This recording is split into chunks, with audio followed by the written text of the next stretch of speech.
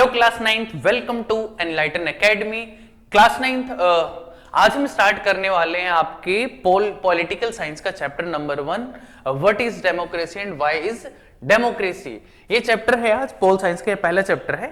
Format यही रहेगा आपका कि पहले एक्सप्लेनेशन होगा चैप्टर का, फिर चैप्टर के एनसीईआरटी क्वेश्चन, फिर एक्स्ट्रा क्वेश्चन और उसके बाद पीवाईक्यूज। ठीक है, तो स्टार्ट करते हैं।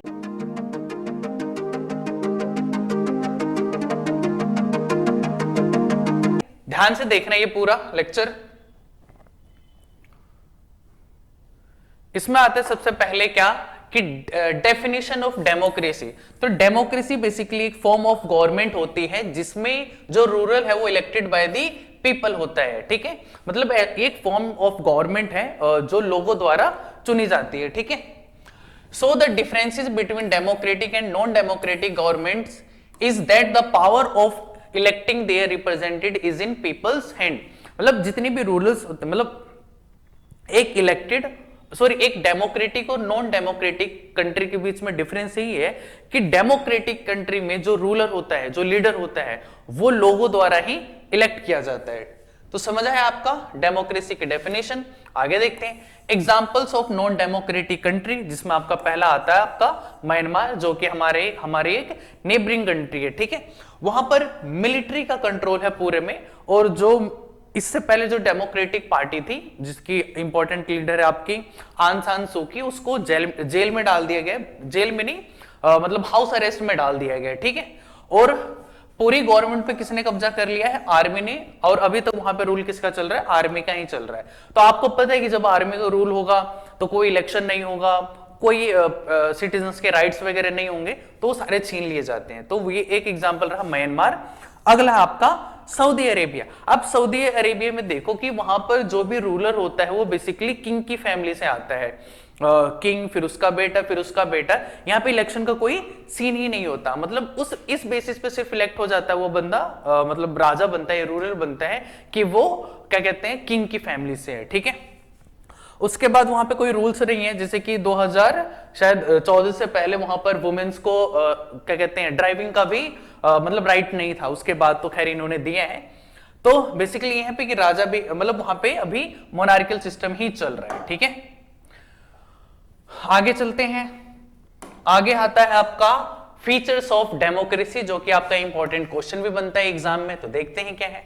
तो democracy is a form of government which is the in which the rural were elected by the people। राजा को कौन चुनता है? मतलब मेन रूरल को कौन चुनता है?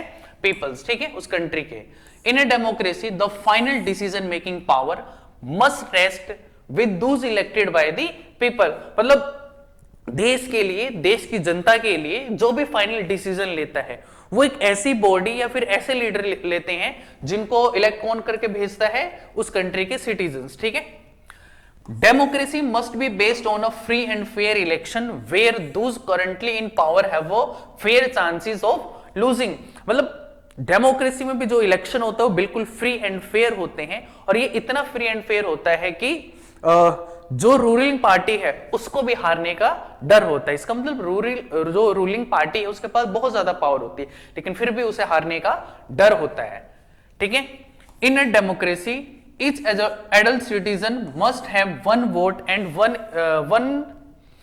each vote must have one value। मतलब जितनी भी सिटीजन्स हैं उनके वोट की वैल्यू एक होती है। ठीक है, और वो एक ही बार वोट दे सकते हैं, तो उनकी एक वैल्यू है और एक वोट है। ठीक है, और democratic government rules with in limit set bye the constitution law and citizens right. मतलब आप ये देखो कि गवर्नमेंट, आपने लेजिस्लेचर, एग्जीक्यूटिव, जुडिशरी, ये तीनों ऑर्गन सुने होंगे गवर्नमेंट को, लेकिन इनको भी रूल कौन करता है, या फिर ये भी किसके थ्रू रूल होते हैं? तो हमारा जो कॉन्स्टिट्यूशन लिखा गया है, कॉन्स्टिट्यूशन ऑफ इंडिया जो है, उसके थ्रू ये सारे मतलब लिमिट में रहते हैं। ठीक है, आगे चलते हैं। आगे आता है आपका कि major decision by the elected leaders. अब देखते हैं कि पाकिस्तान में 1999 में वहां के आर्मी के जनरल थे, जनरल परवेज मुशर्रफ।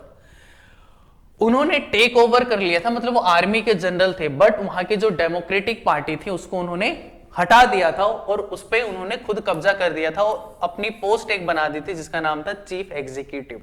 तो अपने आप को उन्होंने क्या डिक्लेयर कर दिया था? Chief executive.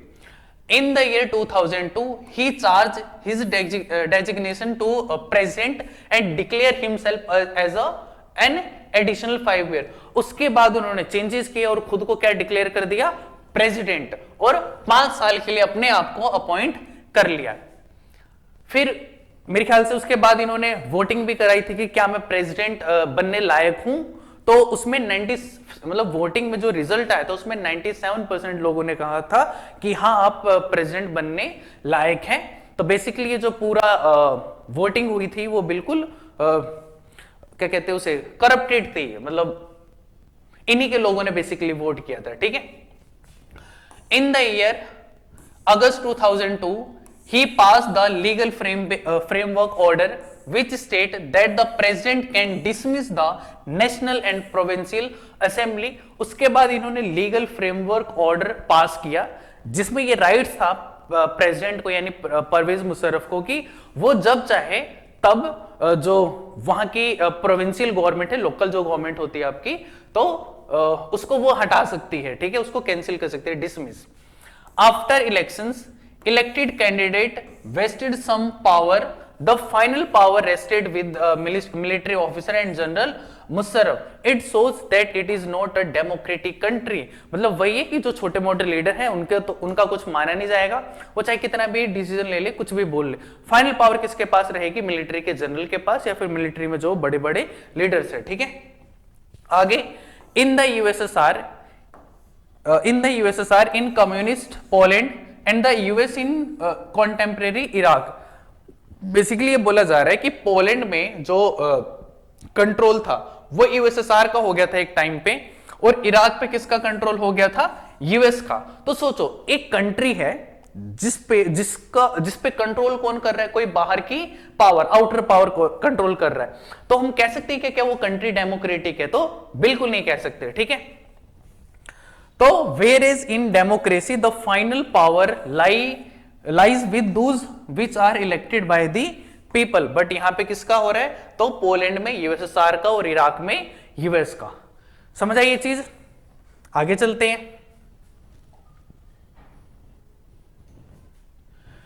अब आता है free and fair election, sorry free and fair, हाँ वही electoral competition.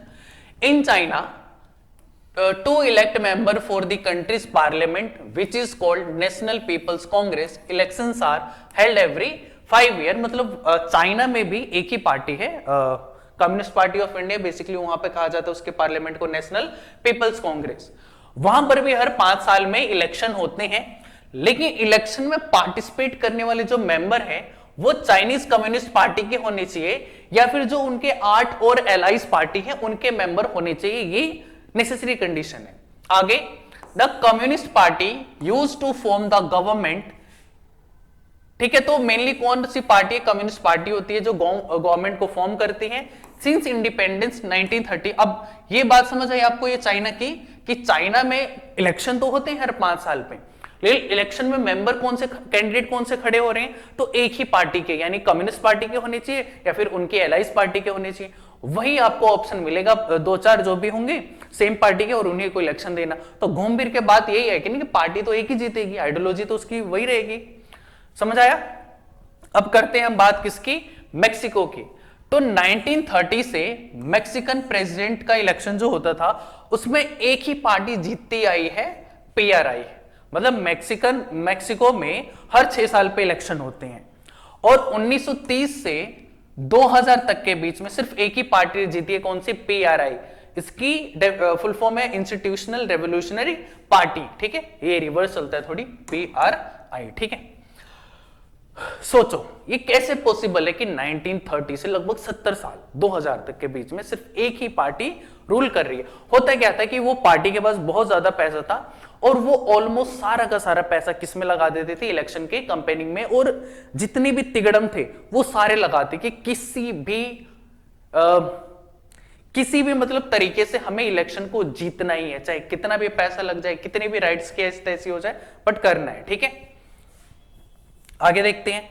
A fair and free electoral competition where the existing ruling party has a fair chances to lose is an aspect of democracy. तो democracy basically हम कहाँ कह सकते हैं, आपने ऊपर देखा ये चाइनीज वाले केस में, चाइना के केस में, या मेक्सिको केस में, तो यहां पर कहीं पर आपको लग रहा है कि डेमोक्रेसी है? बिल्कुल नहीं है। आपको पेपर में शो कर रहा है, वर्ड लिखा हुआ डेमोक्रेसी, बट एक्चुअल में वो डेमोक्रेसी को, मतलब वहां पे डेमोक्रेटिक सिस्टम नहीं है। क्योंकि डेमोक्रेसी में क्या होता है कि भाई जो पार्टी रूल कर रही है वो पार्टी भी हार सकती है। जब इतनी पॉसिबिलिटी होगी तब उसे कहेंगे भाई वहां पर डेमोक्रेसी है। आपको पता है इंडिया की जो, मतलब वर्ल्ड की लार्जेस्ट डेमोक्रेटिक कंट्री वो कौन सी है आपकी? इंडिया और यूनाइटेड स्टेट्स ऑफ अमेरिका। ठीक है, तो मेनली इंडिया है, लेकिन डेमोक्रेसी आपकी यूएसए में भी है। क्लियर है चीजें?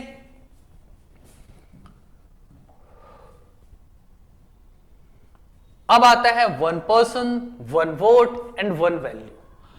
Political equality is the main basis of the democracy. मतलब डेमोक्रेसी में सबको पॉलिटिकल इक्वलिटी मिलती है, मतलब सभी को ही, सभी पर्सन की वोट वैल्यू जो होती है बिल्कुल सेम होती है। जैसे आपके बुक में एग्जांपल है कि मॉरिशस में जो वहां के नेटिव लोग हैं, जो वहां के मूल निवासी हैं, उनके वोट की वैल्यू ज्यादा होती है, बट वहां पे जो इंडियन लोग हैं उनके वोट की वैल्यू कम होती है। बट इंडिया में ऐसा कोई सिस्टम नहीं है, चाहे कोई भी रिलीजन हो, कोई भी कास्ट हो, हर पर्सन की वोट की वैल्यू क्या होगी? बिल्कुल सेम होगी। ठीक है, तो इसे बोलते हैं political equality. In a few instances where equal right are denied have been observe, जैसे मैंने आपको बताया मॉरिशस का case, womens had no right to vote until 2015 in Saudi Arabia. Saudi Arabia में 2015 से पहले वुमेन्स को वोटिंग का राइट भी नहीं था। आगे, in Estonia citizen rules made it is very much difficult for people from Russian minorities to gain the right to vote. मतलब एस्टोनिया में आप देखो,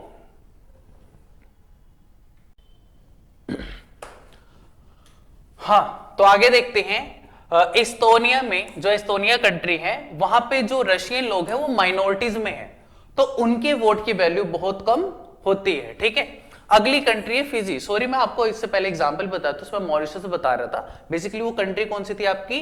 फिजी। तो फिजी में जो इंडियन फिजी थे उनके वोट की वैल्यू बहुत कम थी, और जो इंडिजिनियस फिजी थे उनके वोट की वैल्यू ज्यादा थी। पर इंडिया में ऐसा कभी थोड़ी सुना है आपने कभी कि किसी पर्सन के वोट की वैल्यू ज्यादा है, किसी पर्सन के वोट की वैल्यू कम है? ठीक है, these are the some example which are contradict the basis of democracy where an adult citizen must have one vote with equal value। ठीक है,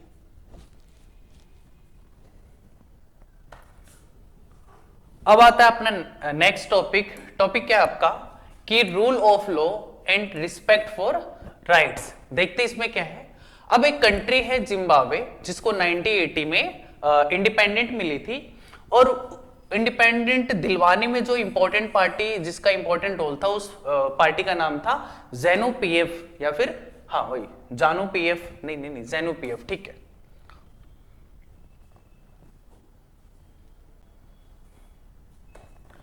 अगला टॉपिक है आपका rule of law and respect for right. देखते हैं क्या क्या है इसमें। बेसिकली कंट्री है जिम्बाब्वे, जो कि अफ्रीका में पड़ती है।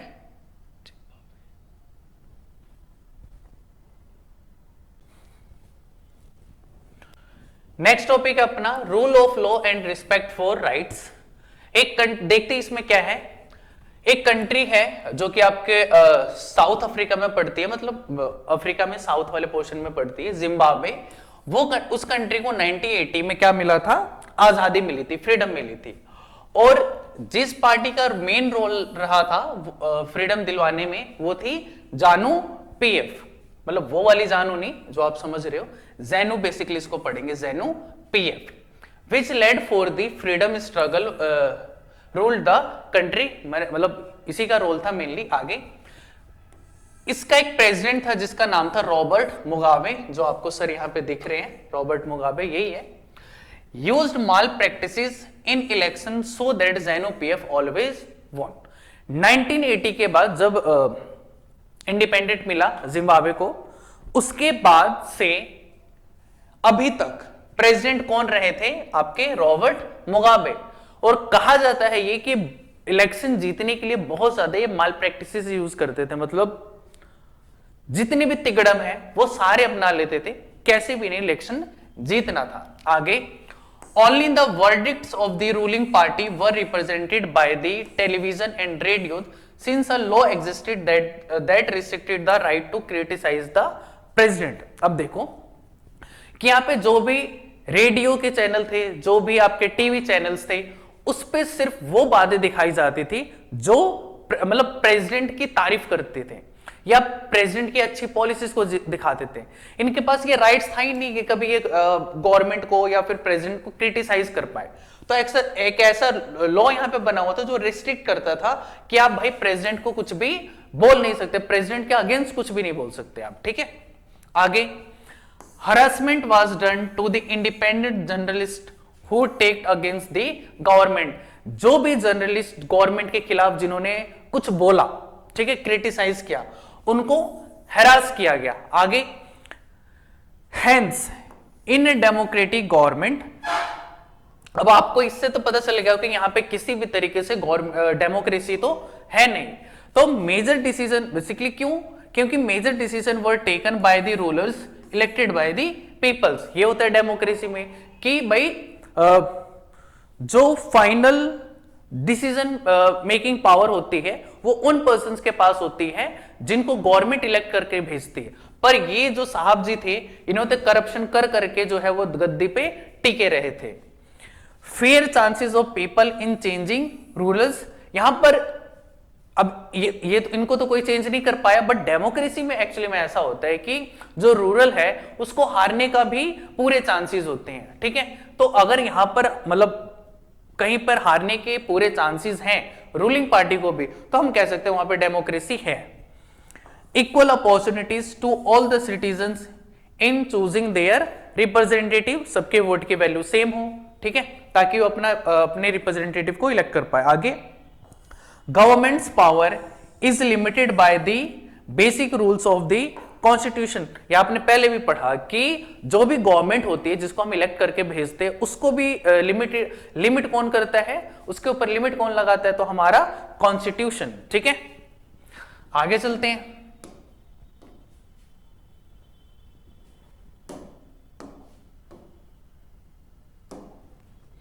आगे, आर्ग्यूमेंट अगेंस्ट डेमोक्रेसी, मतलब आपको बताने की डेमोक्रेसी क्यों खराब है, आपको उसके अगेंस्ट में बोलना। तो सबसे पहले होता है कि डिले इन डिसीजन मेकिंग। अब होता है क्या कि जब भी कोई भी रूल या फिर लॉ पास हो रहा होता है तो सबसे पहले वो लोकसभा जाएगा, वहां पे वोटिंग होगी, फिर राज्यसभा जाएगा, फिर वहां पे वोटिंग होगी, फिर प्रेसिडेंट साइन करेगा, तब जाके कहीं वो रूल बन पाता है। इसी चक्कर में बहुत सारे इंपॉर्टेंट रूल्स जो है वो नहीं बन पाते हैं या फिर बहुत ज्यादा डिले होता है। वोटिंग हुई, कैंसिल हो गया, फिर वो नेक्स्ट सेशन में हो गया, नेक्स्ट सेशन के लिए फिर टाल दिया गया, तो इस तरीके से बहुत ज्यादा डिले होता है। तो एक प्रॉब्लम ये है। दूसरा होता है पॉलिटिकल इनस्टेबिलिटी। अब होता है क्या है कि कभी भी जो कॉलिशन की गवर्नमेंट बनती है, मतलब कॉलिशन की गवर्नमेंट तब बनती है जब कोई भी पार्टी जो होती है वो मेजोरिटी गेन नहीं कर पाती है। तो फिर क्या करती है, दो तीन पार्टियां जो होती हैं आपस में कोalition बनाती है और फिर गवर्नमेंट फॉर्म करती है। तो इस टाइप की जब कोalition गवर्नमेंट बनती है तो यहां पर स्टेबिलिटी नहीं आ पाती है, ठीक है। तो वो भी प्रॉब्लम होती है यहां पर। आगे, political competition and power play. अब जब तीन चार पार्टियां डेमोक्रेसी में आपस में लड़ रही हैं तो ऑब्वियस सी बात है यहाँ पे कंपटीशन बहुत ज्यादा हो गया, और कंपटीशन को बीट करने के लिए लोग बहुत ज्यादा पैसा खर्च करेंगे, झूठे झूठे वादे करेंगे। तो वो सारी चीजें होती है, जिसके पास ज्यादा पावर है, ज्यादा पैसा है, वो इलेक्शन जीत जाता है। तो एक वो है। अगला करप्शन है ना। आपने कितनी बार देखा होगा कि जो बड़े बड़े नेता हैं उनके घर पे जब रेड पड़ती है तो बहुत सारा पैसा बाहर निकल के आता है। उसके अलावा जो आपके लीडर्स है उनको खरीदना बेचना, ये सब चीजें चलती रहती है कि भाई इस पार्टी के एक लीडर को खरीद लिया, इस तरीके से चीजें चलती रहती है, ठीक है। तो वो वाली प्रॉब्लम भी होती है। आगे, bad decision by elected leaders. कभी कभी मतलब मोस्ट ऑफ टाइम ऐसे ही होता है कि जो इलेक्टेड लीडर्स होते हैं वो बैड डिसीजन लेते हैं जो लॉन्ग टाइम के लिए कंट्री और वहां के रहने वाले लोगों के लिए नुकसानदायक होते हैं बेसिकली, ठीक है। तो ये था अगेंस्ट द डेमोक्रेसी। आगे है आपका argument in favour of democracy. अब देख लेते हैं कुछ डेमोक्रेसी की अच्छी बातें। तो अ democratic government is always be better government since it is a accountable form of government. और सही बात है ये कि आप कितना भी इधर उधर देखो, कहीं कम्युनिस्ट सिस्टम चल रहा है, कभी कुछ चल रहा है, कभी कहीं पर मिलिट्री रूल चल रहा है, पर सबसे बेस्ट फॉर्म ऑफ गवर्नमेंट जो है अभी तक की वो कौन सी है? आपकी डेमोक्रेसी। ये भी पूरी तरीके से ठीक नहीं है, आपने पीछे कमियां पड़ी, बट बाकी के कंपैरिजन में ये ठीक है, अकाउंटेबल होती है, ये जवाबदेह होती है अपने सिटीजन्स के लिए। ठीक है, आगे democracy improves decision making quality. अब जैसे ये था, मैंने आपको बताया था कि एक रूल जो है पहले लोकसभा से पास होगा, फिर राज्यसभा से पास होगा, फिर प्रेसिडेंट के सिग्नेचर होंगे। इसमें डिले तो होता है, बट डिले होने के बावजूद जब चर्चाएं होती हैं, उस पर वाद विवाद होता है, ठीक है, आर्ग्यूमेंट्स होते हैं, सही चीजें गलत चीजें निकल के आती है, उसके बाद जब रूल पास होता है तो वो बहुत सही डिसीजन होता है। ठीक है, आगे democracy gives a method to deal with differences and conflict. जो डेमोक्रेसी होती है वो एक मेथड प्रोवाइड करती है जिससे अगर कहीं भी डिफरेंसेस आए, कॉन्फ्लिक्ट हो कंट्री के अंदर, तो वो भी सॉल्व हो पाए। ठीक है भाई, डेमोक्रेसी इनहेंसेस सिटीजन्स डिग्निटी, मतलब डेमोक्रेसी में सिटीजन्स के मान सम्मान का ध्यान रखा जाता है, उनके राइट्स का ध्यान रखा जाता है, तो ये चीजें डेमोक्रेसी में आपको देखने को मिल जाएगी। Democracy is a better compare to other form of government since it allow us to correct our mistakes. ठीक है, डेमोक्रेसी सच में बेटर फॉर्म ऑफ गवर्नमेंट है बाकी से, क्योंकि अपनी मिस्टेक्स को सुधारने का मौका, अपनी गलतियों को सुधारने का मौका देती है। ये समझ आया आपको? आगे देखते हैं ब्रॉडर मीनिंग ऑफ डेमोक्रेसी। ठीक है, बेटर आपने पहले पढ़ा ना कि it is a form of government in which rural is elected by the peoples. देखते हैं आगे ब्रॉडर में क्या आता है आपका, कि under representative democracy everyone does not rule, the elected representative takes a decision on behalf of their peoples. मतलब डेमोक्रेसी में हर पर्सन लीडर नहीं बन सकता, हर पर्सन जो है, या मतलब कोई भी पर्सन जो है ऐसे आके कोई डिसीजन नहीं ले लेगा जनता के लिए। डिसीजन जनता के लिए और देश के लिए वो पर्सन लेगा जिसको जनता ही इलेक्ट करके भेजेगी। Clear? Modern democracies are characterised by huge population which make it. अब आजकल क्या होता है कि जैसे इंडिया है, यहाँ मोस्ट पॉपुलस कंट्री है, ठीक है, वर्ल्ड में। अब ये तो पॉसिबल नहीं है कि हर एक पर्सन जो जाके और डिसीजन मेकिंग बॉडी में अपना सहयोग दे पाए, तो फिर हम क्या करते हैं, हम एक पर्सन को इलेक्ट करते हैं, वो हमारा रिप्रेजेंटेटिव होगा और वो जाकर हमें पार्लियामेंट में हमारे एरिया को, हमारे जो भी प्रॉब्लम चल रही होगी, उन सब चीजों को जाकर वो रिप्रेजेंट करेगा। क्योंकि लोगों के पास इतनी समझ नहीं है कि हर पर्सन जाकर जो है वो पार्लियामेंट में अपना रोल प्ले करे। ठीक है, तो वही बताया गया यहां पर। आगे understanding democracy can help people to identify the weakness of the existing democracy and can differentiate between minimum and good democracy। Democracy को समझने पे अगर कोई डेमोक्रेसी को प्रॉपर एनालाइज करता है तो पता चल पाता है कि भाई वहां पर किस तरीके से, मतलब डेमोक्रेसी जो है वो खत्म होने वाली तो नहीं है, तो वो सारी चीजें उन्हें पता चल जाता है कि डेमोक्रेसी की कंडीशन क्या है। ठीक है, आगे देखते हैं।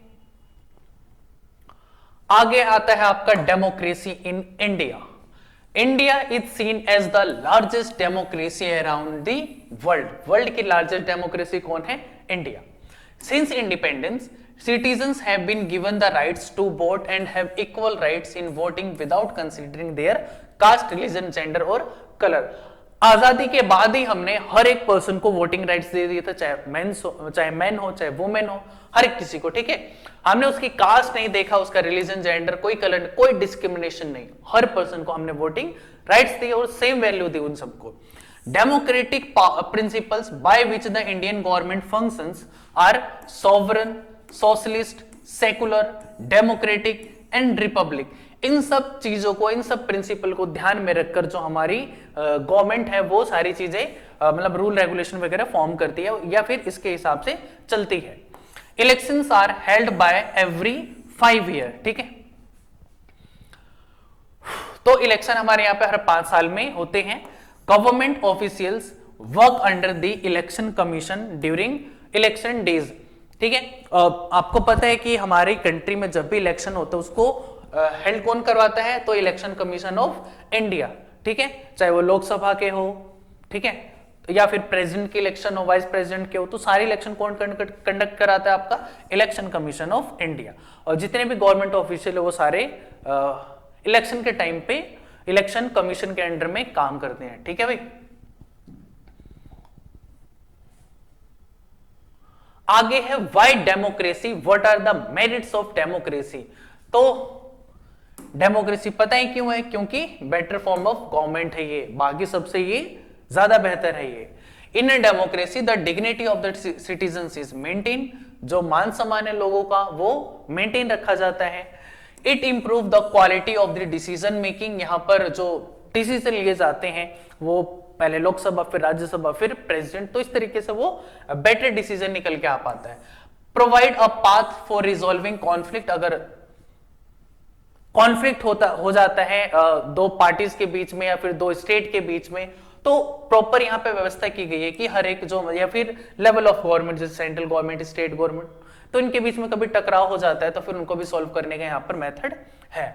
आगे the form of government is more accountable, मतलब जनता को जवाबदेह ज्यादा है ये गवर्नमेंट, अगर कुछ भी होता है तो जनता को आकर वो सारी चीजें बताएगी, चाहे वो गलत हो चाहे वो सही हो।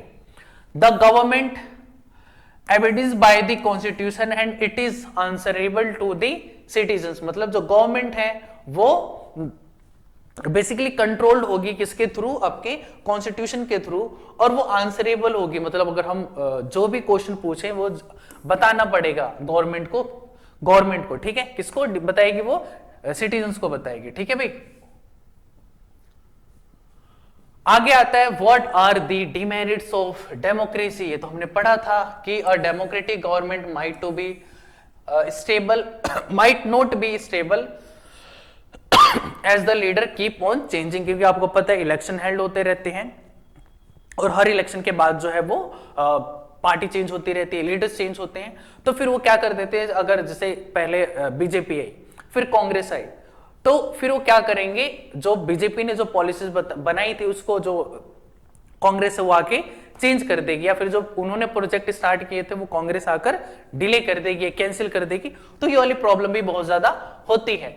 Morality may not be always prevail in the government, से इलेक्शन जीतने से पहले तो बहुत सारे वादे किए जाते हैं, लेकिन जब इलेक्शन हो जाते हैं, पार्टी जीत जाती है, उसके बाद उन्हें कोई मतलब नहीं है, 5 साल के बाद वो गायब हो जाते हैं, मिस्टर इंडिया बन जाते हैं। ठीक है, there might be corruption in relation to electoral competition, बहुत सारी पार्टियां हैं आपस में गवर्नमेंट फॉर्म करने के लिए एक दूसरे को कंपीट कर रही है, टकराव हो रहा है उनके बीच में, तो फिर इलेक्शन जीतने के लिए वो जितने भी तिगड़म है वो सारे भिड़ाने स्टार्ट कर देते, पैसा बहाना स्टार्ट कर देते, तो वो सारी चीजें भी होती है।